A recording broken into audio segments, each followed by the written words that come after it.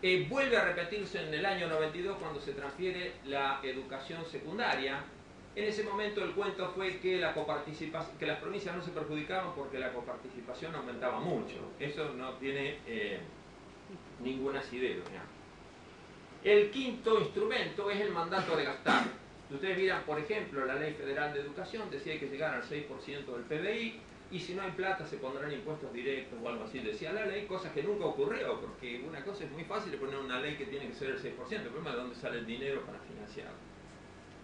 El sexto es la fijación central de políticas que impactan los presupuestos provinciales. El caso más típico y reciente es la fijación de salarios centralizada, que luego le generan, Gerardo lo sabe bien, un montón de problemas a las provincias que dicen cómo financio esto, y no solo la provincia de Buenos Aires, la ciudad, Río Negro, etc.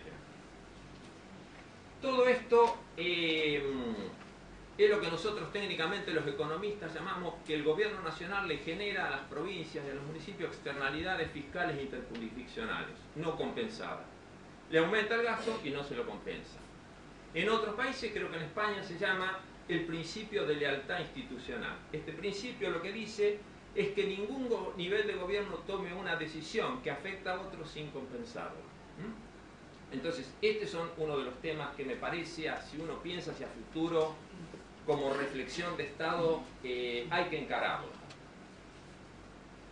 Pero el único malo, obviamente, no es el gobierno nacional. Las provincias son hoy transferencia dependientes, como se las llama en la literatura, y incurren en despilfarros de distinto tipo, esperando el salvataje que necesariamente va a llegar del gobierno nacional.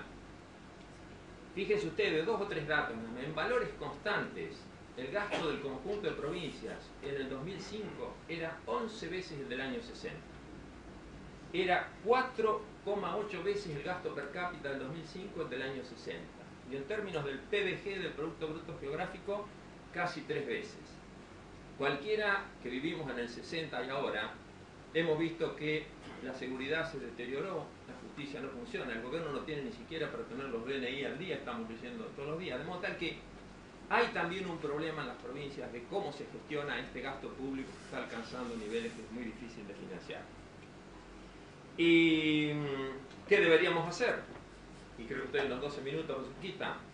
Primero, establecer un régimen de coparticipación federal con reglas. Yo creo que si uno se ubica en el año 30 o en el 46, el 46 fue el Congreso, en el 58 fue el Congreso, en el 64 fue el Congreso, en el 73 la ley se sanciona por el gobierno de facto antes que asumiera el gobierno constitucional, va al Senado, el Senado trata algunas cosas, pero prorroga la ley, le da más plazo que el que tenía en ese momento. No tal que el Congreso puede hacerlo, es una ingeniería política y financiera difícil, pero bueno, ese es el trabajo que tienen, como si yo no enseño en la facultad porque es difícil.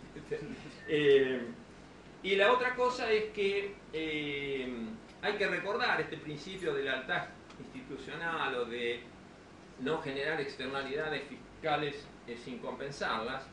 Tanto es así que la ley 23.548 puso resguardos y también la Constitución del 94 puso resguardos contra esa lealtad institucional. No transferir servicios sin contrapartida financiera, etcétera, etcétera. Bueno, acá termino. Muy bien.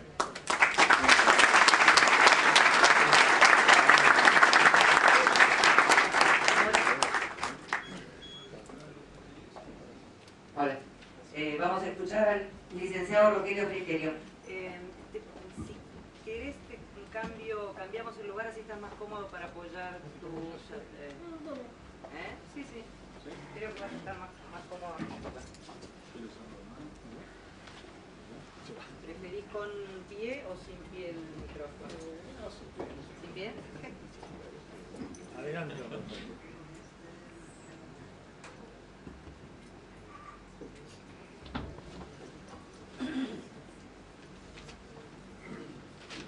Bueno, buenas noches a todos.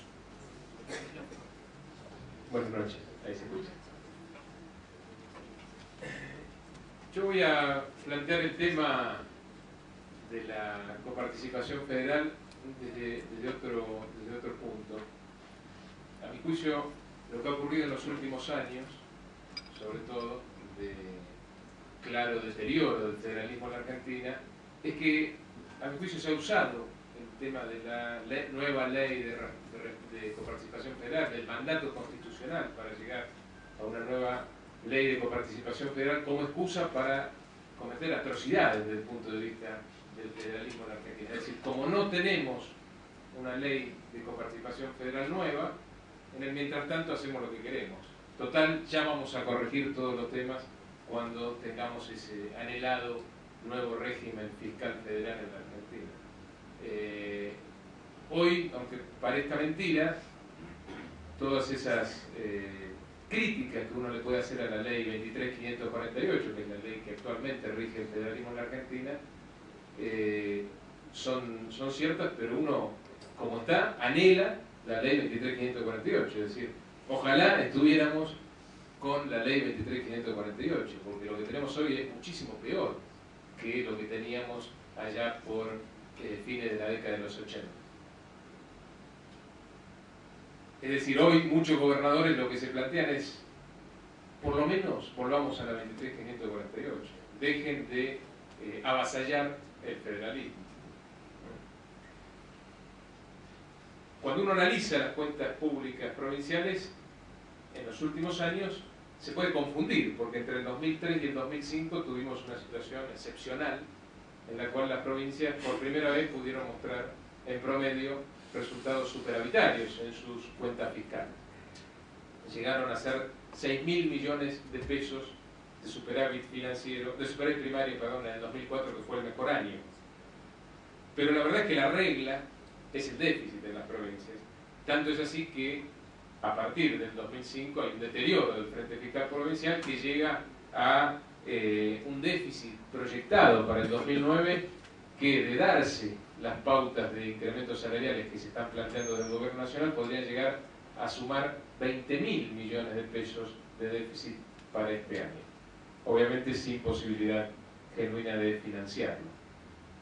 El problema en las provincias no es homogéneo. Recién hablaba de los números en promedio. Hay dos grandes grupos de provincias, uno la podría separar en dos grandes grupos. Las que tienen mochilas, es decir, las que vienen con deudas de décadas pasadas, de años pasados, y las que tienen menos deuda o no tienen